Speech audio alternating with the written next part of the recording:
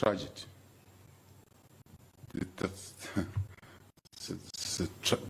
It's a tragedy. It's a human failure, not just in Rwanda, but an indictment to all of us, because the facts around what happened there are such that as humanity we lost it. I say so because the signs were there early on, very clear, that this is where it would go. We didn't take the necessary steps, hence what is reflected there. So I think hatred must have limits. Some people don't have capability to create limits. So when they don't have capability to create limits, others must step in and create those limits. I think that's the point I want to make fundamentally, so that such things don't happen again. Second message is more President Kagame for Zambians, people outside Rwanda, and maybe inside Rwanda, those who have not sucked in what happened there, that we must remember what happened in the past. In our country, Mr. President, every time we want to remind people that, look, we haven't run our country properly, see how the effect of bad leadership, look, the impact, see what it does to humanity, to children in school or not in school. People in Zambia say, don't talk about the past. Just forget that. Now, how are you going to avoid repeating mistakes if you forget about the past? You forgive, but you don't forget. So you can use the lessons of the past to shape the future. That message is universal, goes beyond the boundaries of this country and Zambia. We still talk about the Jewish Holocaust today. And it's good that we talk about it. And visiting such places here is good. I went with my colleagues seated there. I know they feel slightly low. But also for me, Mr. President, it provided information gaps, which is important. So, going forward, we should cooperate more, share information, experiences. When we see the signs in any country, I think it's a collective responsibility for us to address those signs and not wait until it's too late.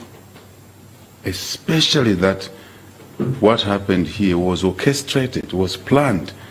There was collaboration, corroboration, whatever you want to call it, and across institutions, communities, even institutions we thought are the ones we should run to for solace, got entangled. So we should raise the flags. But how do we raise the flag? We must cooperate and share information and act together as single humanity, if I may use that expression. Otherwise, I think part of what we agreed is security cooperation, information sharing. I end there for greater good of humanity. Thank you. Thank you, Your Excellencies. If you allow, we will take two last questions. Let's have Kigali today. Thank you very much, Your Excellencies. My name is Edmund Kaje. I work for Kigali Today. My question goes to President Hichilema and President Kagame.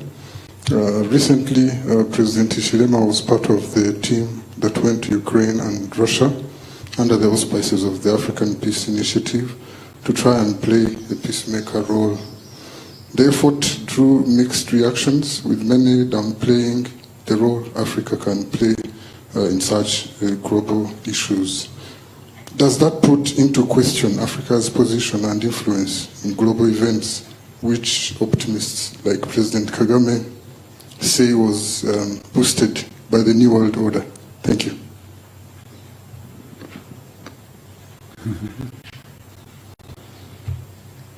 President, I'm wondering, I was thinking whether we should waste much time talking about Russia and Ukraine here and not just concentrating on our bilateral issues and through that continental matters of our development. And the only thing I can draw from that, this conflict, which has had many consequences that have gone beyond that geographical space and affected those of us, say, in Africa and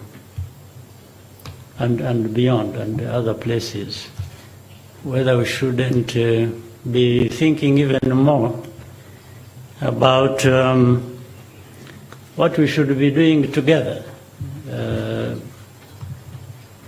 And each of our countries doing their best to make the kinds of investments that will enable us to survive no matter what conflict in other places. As of course we wish to have no such a conflict, so even to end them where they are, but to primarily survive the consequences of that. For example, everyone has heard of shortage of grains, of fertilizer, or all kinds of things that we need for food or input into our agricultural systems. So can we build resilient economies and have these sectors so that, because we can grow grains, you can have grains to feed Zambia, Rwanda, and the rest of Africa, especially given the agreements we have signed and the vision we share of self-sufficiency, so that we are able to weather the storm that comes from different parts of the... This is really my... Sure. For me, what would be more important, but this is not to sort of belittle or minimize the importance of the effort. You, the leaders of our continent, attempted to contribute to the peace that is required in that part of the world, the rest of the world. Yeah. But I think putting them in terms of hierarchy, for me, the other one is more important, because even if you had solved this problem, it doesn't that there is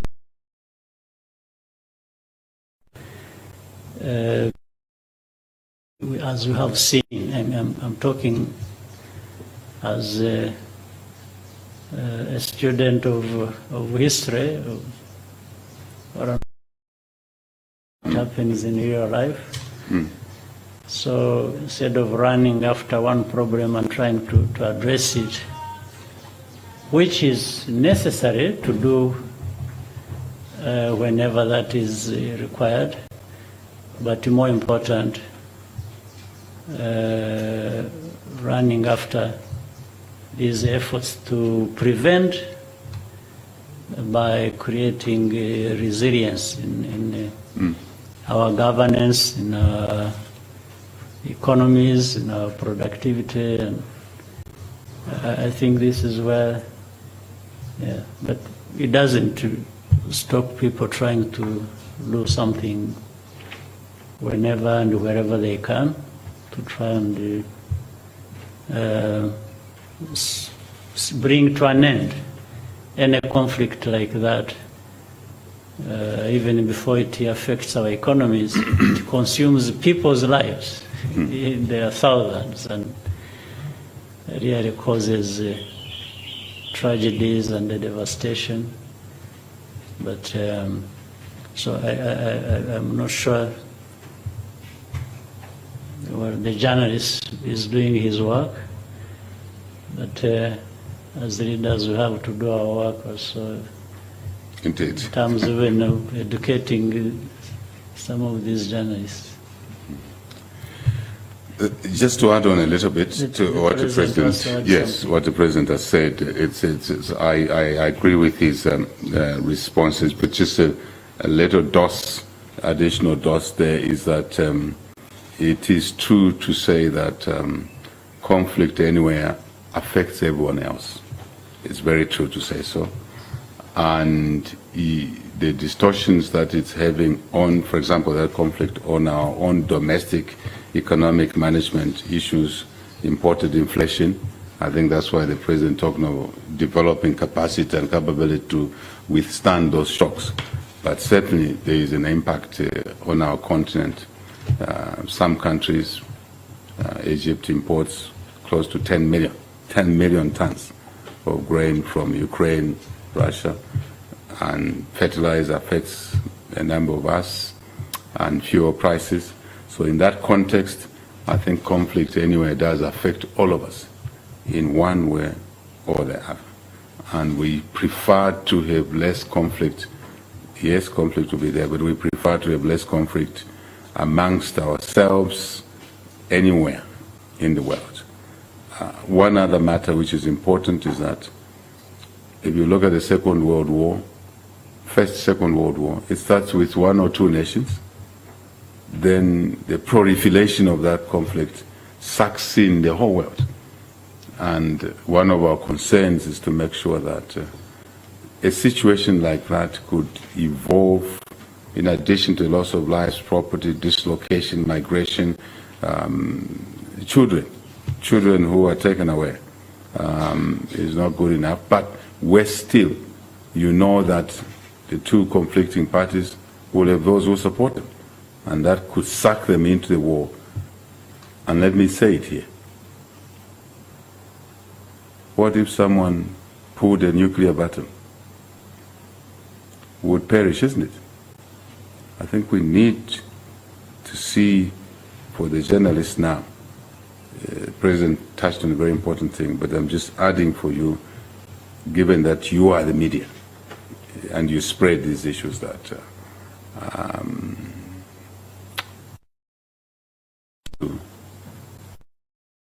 the situation. And I think it's important that we all talk against conflict, not singling out, exorcising a particular person. That's for inside the rooms, but outwardly there. War is not good, conflict is not good, and it could expand, it could polarize the world even more, east to west, as it sucks in those who are closer to the war, and then those who are even further and further eventually get sucked in. The prospect of a polarized world anchored on war like that is not what we want. So I think I want to say that Africa is coming of age. It cannot be an observer. Africa must sit at the table where decisions are made for positive reasons, economic, and also when there's a negativity like this. So it was quite enlightening to be there, but we need to work as a team, but more focusing on our direct responsibilities. You know, distorted by COVID-19, isn't it? Very serious. So we have learned our lesson. I think Rwanda is going into producing some vaccines as a reaction to the consequences of a global crisis, such as disease, to mitigate in the case in future. We can source drugs within ourselves, because those who are the drugs area had to first support their own populations. And when Africa was last in the queue. So we want to thank Rwanda, South Africa, I think a few other countries that have gone that way. But out of a crisis, there are things that we can do. I think that's a connection to what. Thank you, Your Excellencies. We'll have the last question from the New Times.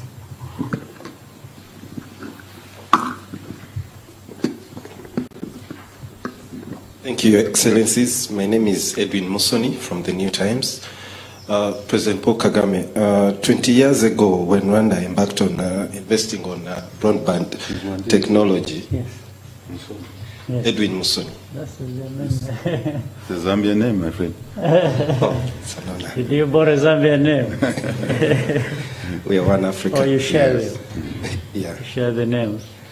Yeah. Mr. President, 20 years ago when Rwanda embarked on investing in broadband technology, the country was heavily criticized. It was referred to as a luxury investment. Today, you are at the center, Rwanda is at the center of hosting a ongoing FinTech forum. How has the journey been beneficial? And maybe from your answer, can we also get to know what are some of the benefits of digital innovation and FinTech that Africa has to offer to the rest of the world? Thank you, sir. Yeah, before I answer, would you take care of, I think these two people in front here, it's a bonus for them. Thank you, sir. Just a moment, but I mean, We'll take you right after. somebody is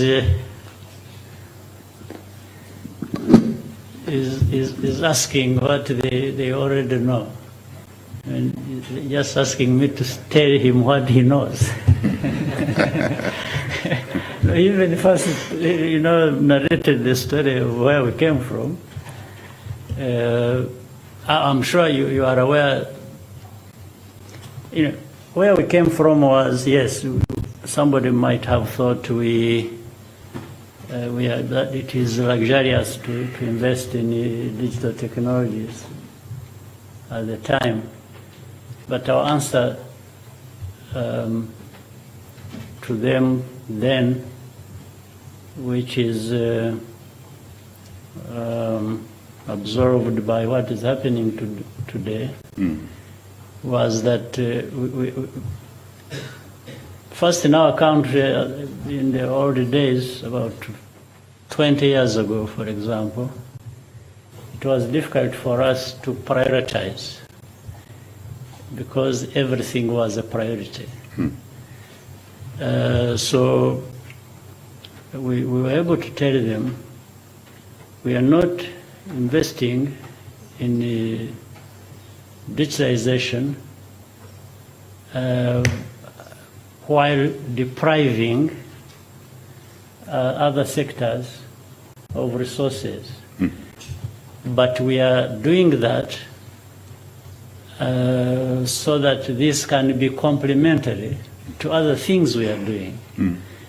Because we knew then if we started early at the time, in a short time, that would actually enhance all other activities we are engaged in. It would support education, it would support agriculture, it would support name it. So that's why we thought there was no conflict. And indeed, we've been proven right that there was no conflict, but rather it accelerated what we intended to do. Of course, the question is originating from the very fact that at that time we had everything as a priority. We also had the very difficult situation where it was limited resources that we had to put to all these issues we had to address. So I can understand somebody from afar or not so close to the issue or understanding that they would think we are putting a penny in digitization at the expense of growing food for people to eat. So we were able to bridge that gap by saying, no, what we are doing actually is also going into enabling people to grow food or to earn money or Indeed. different things. So the fact that we are having today this FinTech forum is, speaks for itself. Not only for the journey we have traveled as Rwanda, but also the continent, in actual fact. The whole continent has grown in that sector alone, but has also benefited from other sectors growing off of that effort. The fact that people will be discussing and showcasing what is possible or what has been achieved across the continent. It's not just Rwanda. We are the hosts. We have our own small part we have contributed. But really, when you look at country by country across the continent, you will find that some countries have been growing very fast based on, and in fact, the theme of the discussion is about inclusivity. Precisely, that is, it's a reminder that we're talking about technology, we're talking about so many things that require so much, both intellectual and resource inputs. But it doesn't make sense if it is not uplifting the standards of living of our people, which would benefit only a few people here and there. But if you are uplifting people, then those in the business will actually even benefit more. Absolutely. So there is a lot to learn from that journey and how it happened, but there is even more to learn from how other countries have gone around about it and even benefited from it as much as we know. So that's what I can say. Thank you. We will now have a question from Bloomberg and then followed by Anangwe. My name is Noreen Ndiro with Bloomberg. I have a question for President Hichilema, which is a follow-up on debt restructuring. You said you'll be heading out to Paris. I'd just like to find out, what do you think your presence in Paris or the significance of your presence in Paris will have in expediting closing the debt restructuring deal? And what significance or impact will it have on the Zambian economy and the people of Zambia, bearing in mind that IMF has said it will only release the 188 million funding if the debt restructuring deal has been closed. And to President Kagame, President Hichilema previously spoke about security, peace and stability in the region. And we know that northern Mozambique has been having issues. Rwanda has sent troops together with SADC, which is part of Zambian troops. I would like to find out from you, from the reports that you've been receiving, do you think that stability is resuming in the region and business can begin to resume? Would you say companies like Total can resume their projects? Thank you very much, and thank you for allowing the time. President, you may wish to go. Thank you, Mr. President, and thank you to the question. Just to tag on very, very briefly on the question that you got from our colleague on the digital side of things. I think to support what the President said, to take one example, back to the COVID days. How did we keep our kids learning during that COVID restrictions. It was e-learning, isn't it? Imagine if we didn't have that digital capability, what would that meant? Slowing our kids down, taking more time before they completed school, then they wouldn't be in the productive sector of basically the economy. So today's world, technology, digital platforms is a basis for efficiency and effectiveness. I just thought I should indicate that. And that the investment that Rwanda made are now benefiting. I think he was being nice, benefiting a lot of countries on the continent in our quest to avoid reinventing the wheel. Cooperation again, the early moves that Rwanda made is benefiting many countries. And we want to thank you, Mr. President, and the people of Rwanda for that decision. I understand that it's actually now beyond our continent, people talking to Rwanda on the support that they can get from that investment in the digital area. The debt restructuring, I touched on it, and obviously you want me to say a bit more. My presence there may not be very important, but it's reasonably important. I'm sure you get my message, because this journey, this debt, in the context of our economy, is crippling. And the last time I was engaging the two leaders of the G20 framework on the Zambia debt restructuring, China and France, I say the same thing. We can do many things, like the President said about the decision to invest in digital, and that everything was a priority. For us now as Zambia, everything will be negatively impacted if we do not have a debt resolution. We simply have no headroom. Even the things we are doing in Zambia, now my cabinet colleagues will tell you, it's just that we are a bit ingenious, thinking outside the box. It would have been difficult to deliver free education, which we have done since we took office, for every kid that needs to be in school to be in school.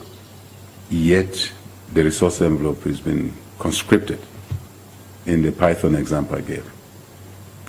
Many other things, I don't want to waste our time, we have done outside the box. But when we have the debt restructured, it will help release revenues that we can even implement the MOUs that we wish to implement.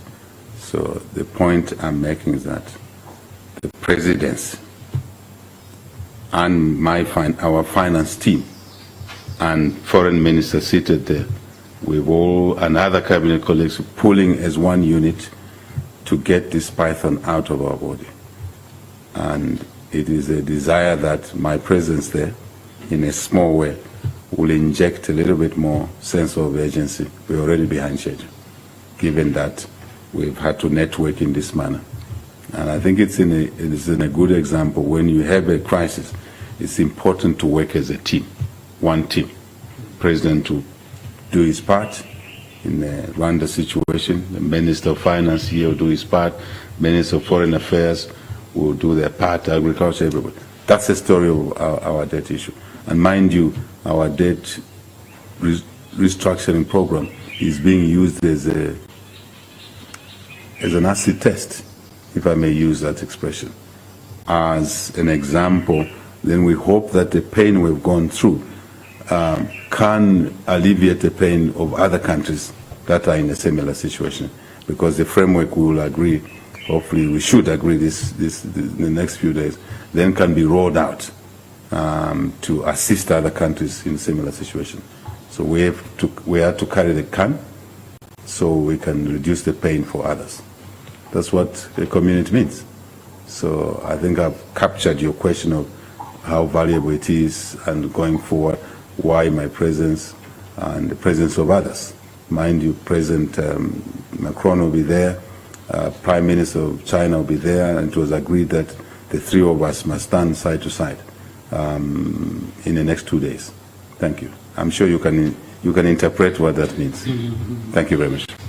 And quickly, let me summarize what the question that was meant for me, and that is on security and stability in Mozambique, an area where we have a mission to work with the Mozambicans to secure the area that was affected, which is mainly the province of Cabo Delgado. I should say largely the problem has been addressed. We are seeing progress in terms of large numbers of people that had been displaced being able to go back to their villages and homes and starting the activities as they should. And yes, there has been presence of troops from SADC deployed in different parts of that area, and together that security and stability aspect has returned because of that. And so economic activities are beginning to pick up, including, I have heard, even those who are making investments there, like Total and others, are already thinking of resuming the activities. Of course, there may be one thing here or another there that needs to be put out of the way before they fully resume. But I think that is being enabled by such a collaborative efforts around the provision of security and working together with the host country, and each one playing their part, but together we see a lot of progress. I should say, let me say maybe 80% of the problem has been addressed. The 20 might be small or big depending on the added number of circumstances, but that needs to be cleared as well. So maybe brief, and we are done. Thank you. My name is Eugene Anangwe with CNBC Africa. President Hichilema, I wanted to ask, you mentioned about trade, and with trade comes the use of currencies.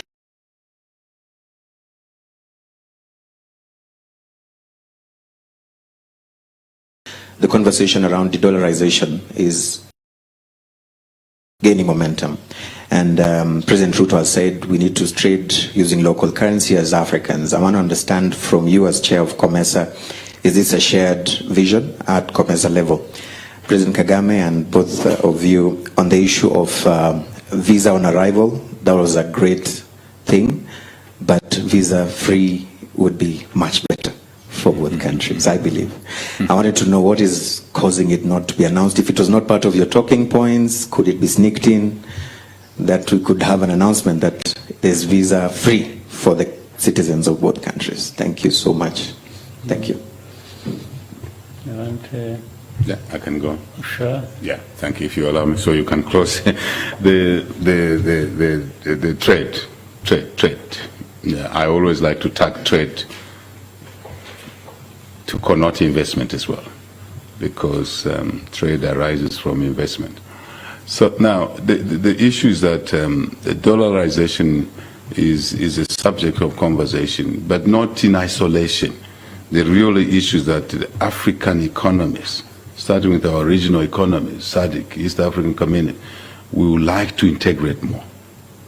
Even the issue, I know President will address that visa issue. That's part of the elements of the things that are slowing us down. Regulations, platforms, technology, again, back to technology. Are we able to talk to each other? Businesses able to talk to each other when goods move across. So to encapsulate it, the Africa Free Trade Area initiative really is also anchored on existing efforts of, say, COMESA. COMESA, before the FTA, the African Free Trade Area Initiative, was the largest trading bloc on the continent. And it has experienced a lot of things, using those experiences, good and bad.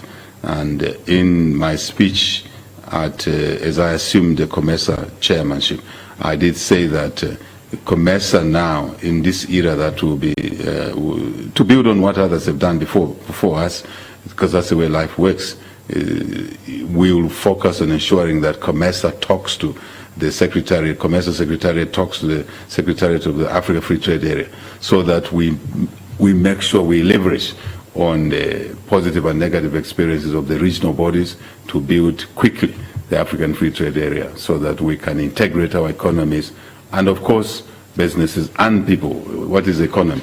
It's people, micro level, human beings, micro level, then the macro level. We bring, I'm being summarized here, we bring all of that together. I see from your question that you have knowledge of the field. So we can bring these facets together much quicker. And for what? To basically help improve our economies, Africa economies, including the benefits that will flow to people, jobs, business, supply chain, value addition, all of that stuff. And the realization that Africa cannot be trading with each other through third parties. And this is a tendency on our continent. Before President Kagame, to come to Rwanda, would have had to go to maybe Dubai and then fly to Rwanda. So we want to clean up these distortions. Direct flights, road network, rail. In fact, I was talking to the EU yesterday in Lusaka. My last meeting was with the EU to talk about the Africa infrastructure gateway, Africa gateway, to look at more than just one type. So it's technology, communication, it's roads, it's railways. So we can move goods. For example, in Zambia, we have a surplus in food. One of the few countries we have surplus in food, but we can't move it to Central African Republic. We can't easily at a fair price. So these are the issues. So the issue of dollarization must be seen in the context of us integrating our economies for the greater good and being able to trade, invest and trade with each other without having to always quote another currency. And in there, you know, from the field, I'm sure, judging from your question, transaction costs, we can reduce. Translation costs, you know, we can reduce. Foreign exchange exposure, risk, we can reduce.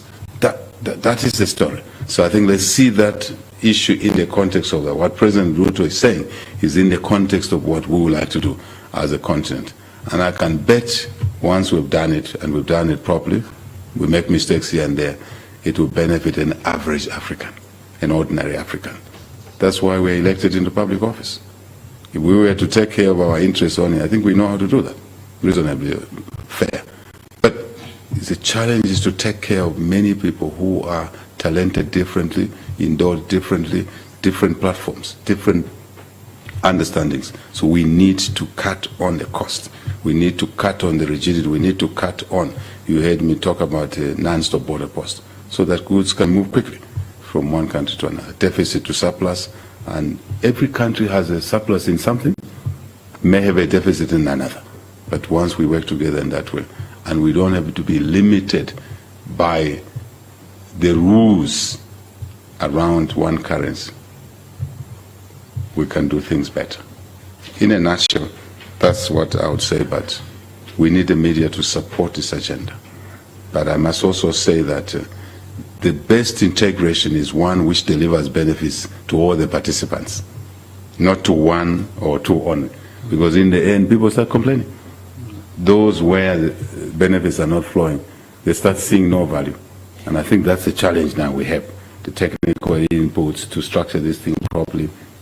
I'm sure you're aware that we are talking of an Africa clearinghouse, financial clearinghouse. We don't have to go through to Manhattan in order to do a transaction between Rwanda and Zambia. That's where we are going. Thank you very much. Well, before I come to the point you asked me directly, adding to what His Excellency Hichilema has just said, or what President Ruto said, what they are saying is very important. But I would add,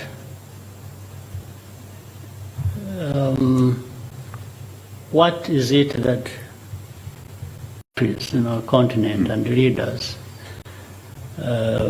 addressing some of these issues that would enable us to achieve that, if, and I think it is important.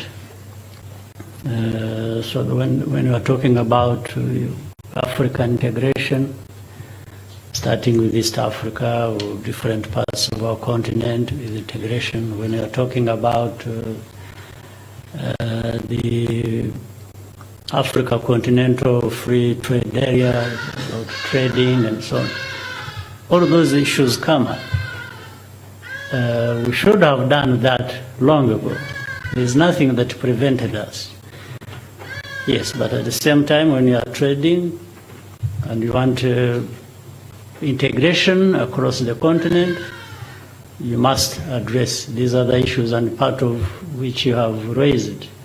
You've talked about visa. Visas enable people to move freely or with ease from one part to another, and people can't trade freely without moving freely. You also have to think about, indeed, that trading, fine, but through what currencies? So it brings up the question of the dollar. The President explained it very well. If you have to move around before, it's like you take a journey from here when you're going to Zambia, but you first go 5,000 kilometers. You make 5,000 kilometers and then you go around and come back. When it is just a few kilometers, it is 2 hours from Lusaka to Kigali. Yep. That is still happening, by the way, in the area of telecommunication.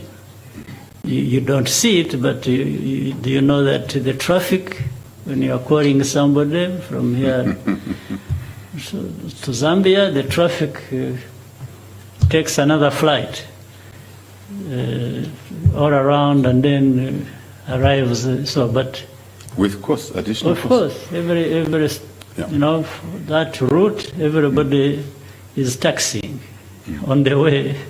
You are going through roadblocks, and everybody is having, so it ends up there with so these are things that are happening. These are real, but the ways to address them are there. We know them. We have known them for very long. So we have to address a number of other things before we arrive to the very important matters you have raised. So visa on arrival. Visa on arrival is one big step. In fact, when you say no visa at all, means two things. One is the old one, where you are not given a visa at all, so you don't go. Right? No visa may also mean no visa is required. So you can go and then nobody's going to. So be careful when you say no visa, because you already have no visa.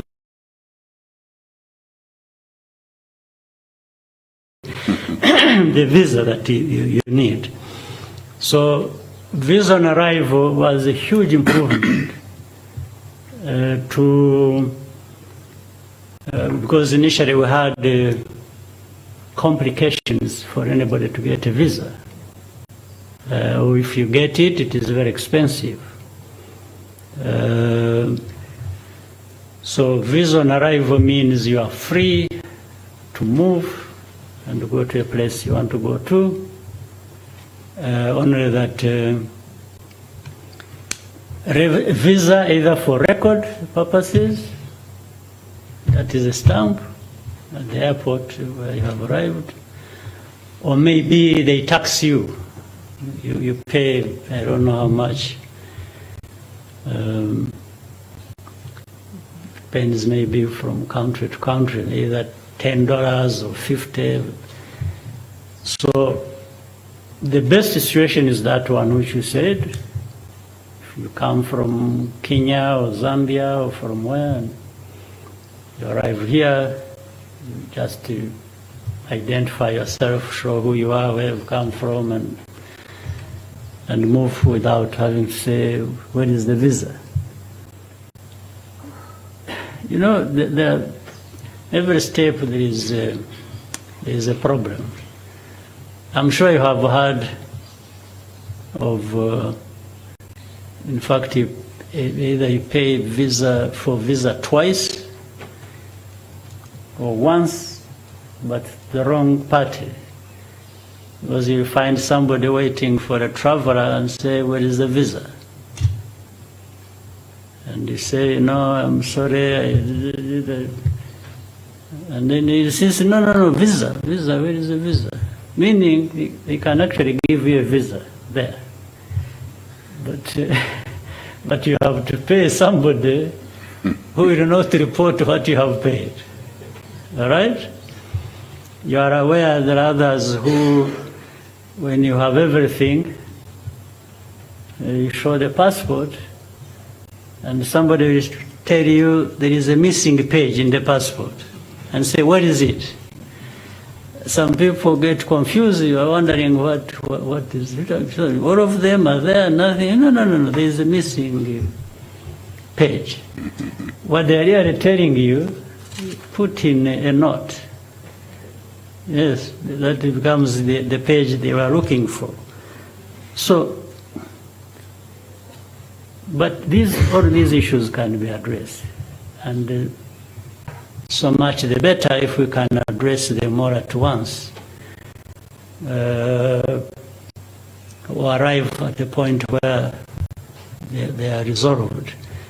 But visa on arrival is an improvement, as you are aware. Otherwise, you would have to go to an embassy, they tell you to come back after 1 month. Then, but if it's something urgent, or if you are on business, you don't want to go to an embassy looking for a visa to travel to a country, and they tell you, oh, the visa issuer is not around, or you have to wait for 2 weeks. That's not friendly to doing business. But is visa on arrival solved that problem? At least you are not caught up in the bureaucracy for a long time or whatever time looking for the visa. You come, what you may find is a different problem, but it is an easier problem to deal with. You have arrived anyway. So, but I think we should be arriving at no visa required, and you just travel. As we resolve all these other issues, I mean, you are aware, when I talked of Africa Continental Free Trade Area, there are still inconveniences or restrictions. Really what Africa Continental Free Trade Area meant was that ease and freedom of movement. It's happening. It's slow, and probably as frustrating as you and me would say. But we need to accelerate. And in fact, what we were talking with our guest, President Hichilema, earlier on, was being pragmatic, doing, implementing, doing things, so that we don't get lost in the niceties, in the processes, in, diplomatic languages that spice things, that even if they are not good. So I think we are trying to wash away some of the things, and all of you, all of us, officials, if they can understand this language and act by it, I think you can get there faster. So thank you very much. Thank you. Thank you, Your Excellencies, for your valuable time today. We have now come to the end of this session. We'd like to wish President Hichilema and his entire delegation an enjoyable stay in Rwanda. Thank you very much. Indeed. Thank you.